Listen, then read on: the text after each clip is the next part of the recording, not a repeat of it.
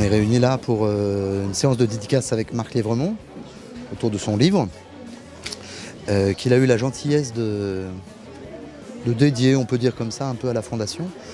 Il reversera ses droits à la Fondation MVE et il voulait surtout profiter de cette occasion pour toute la campagne de promotion du livre qui a été absolument remarquable pour mettre en avant la Fondation Mouvement pour les villages d'enfants. Le livre n'a pas été écrit pour faire polémique, pour régler des comptes. C'est plutôt un livre positif, hein, voilà, qui rend hommage quelque part aux hommes de ce 15 de France.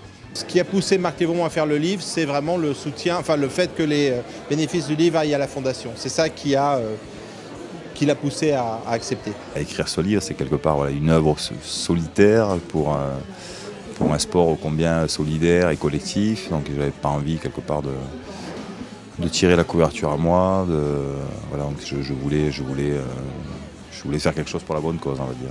Des anecdotes, il y en a un certain nombre, la façon dont les joueurs ont décidé de se prendre en main, se responsabiliser, la façon dont ils ont affronté les All Blacks à travers cette flèche face au haka. Il y a beaucoup d'anecdotes.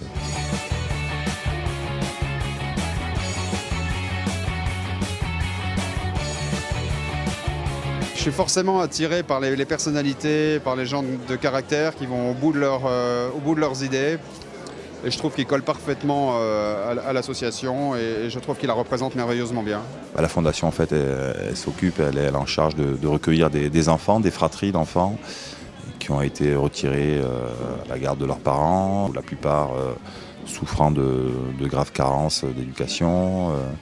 Et donc l'idée, c'est de reconstituer le foyer familial et surtout de ne pas séparer, quand c'est possible, ces fratries. C'est une fondation qui me tient à cœur parce qu'elle me touche, c'est lié à mon histoire personnelle, parce que je suis issu, moi, d'une famille heureuse. J'ai eu la chance de vivre une vie épanouie avec des parents aimants et beaucoup de frères et sœurs. C'est quelqu'un sur lequel on a pu compter dans des moments difficiles.